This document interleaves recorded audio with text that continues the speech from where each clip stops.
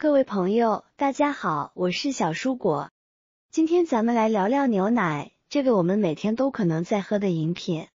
先给大家讲一个真实的故事。我认识一位王阿姨，今年68岁，她几十年来一直坚信喝牛奶补钙是最好的养生方法。然而，就在上个月，她因为心跳过慢、头晕眼花被紧急送医。医生检查后发现，居然是他长期用牛奶送服一颗小小的强心药，导致了药物中毒，差点引发心脏衰竭。这件事给我非常大的震撼。我们一直以为牛奶是百利无一害的营养圣品，但王阿姨的经历告诉我们，喝错牛奶比不喝更可怕。你每天习以为常的喝奶方式，可能正在不知不觉中掏空你的身体，甚至成为健康的隐形杀手。今天我将带你彻底揭开牛奶背后隐藏的几个致命雷区，并且破解那些流传已久的牛奶相克谣言。这关乎你和家人的健康，或许能帮你避开一次不必要的灾难。在进入主题前，如果你关心自己和家人的健康，请先点击订阅键并开启通知。如果你也感同身受，请在留言区输入1。如果你或家人也受类似疾病的困扰，请在留言区留言，我将尽力回复你的问题。牛奶与药物致命组合，为什么医生总是再三交代吃药一定要配温开水？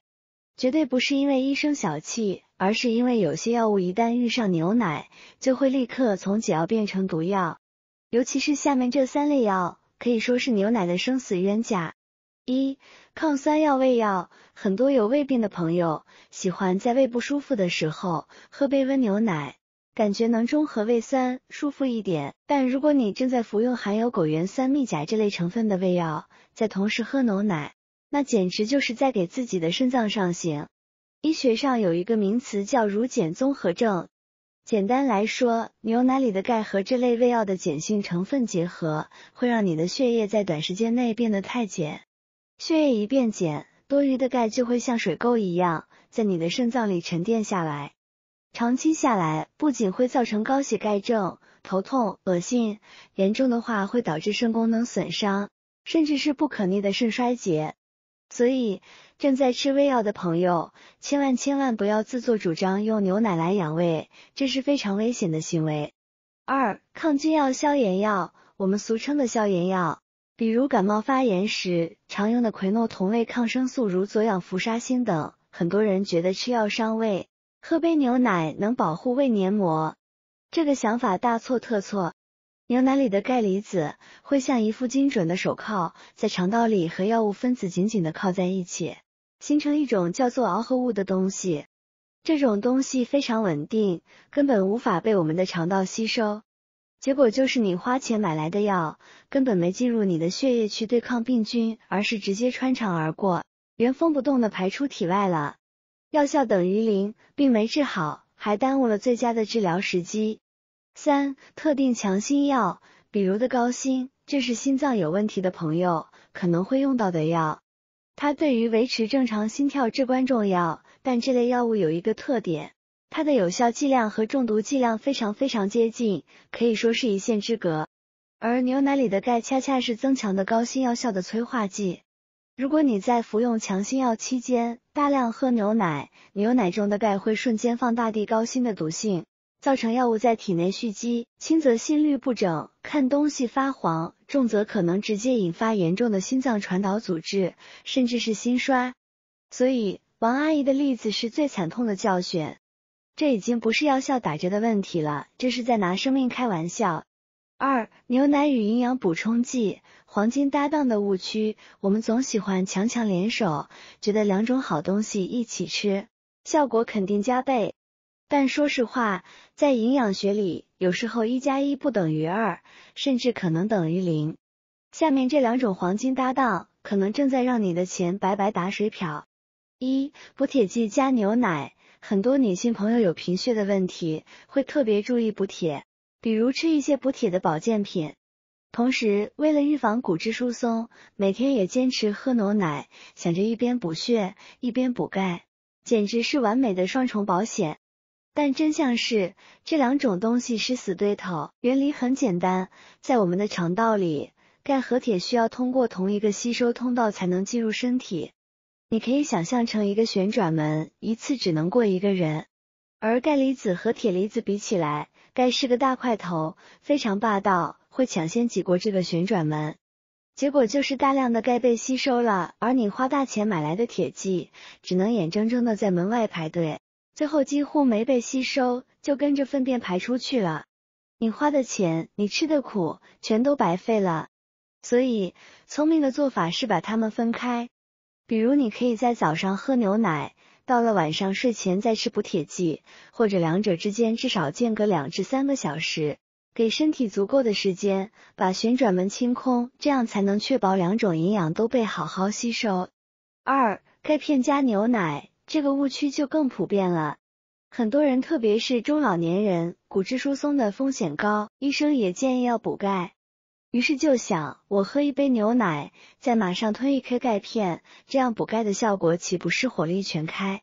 其实这又是一个典型的过犹不及的例子。我们的身体非常聪明，它不是一个无限大的仓库。对于钙的吸收，它有一个单位时间吸收上限，医学上叫吸收阈值。一般情况下，单次摄入超过500毫克的钙，吸收率就会大幅下降。你想想看，一杯250毫升的牛奶大概就含有250至300毫克的钙，你再吃一片500毫克的钙片，加起来就是700-800毫克。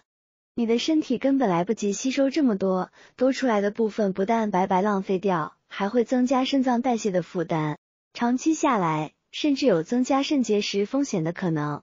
所以，正确的做法依然是分时补充，比如早餐喝一杯牛奶，利用食物中的天然钙，到了晚上或者午后，再单独补充钙片。这样分次小剂量的补充，才能让身体的吸收效率最大化，把每一分钱都花在刀刃上。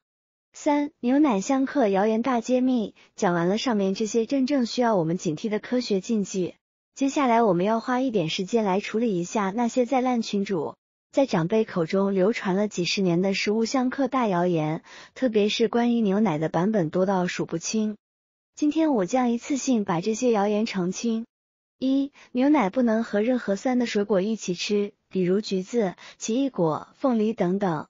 谣言的说法是水果里的果酸会和牛奶里的蛋白质反应，让蛋白质凝固成块，不仅难以消化，还会产生有毒物质。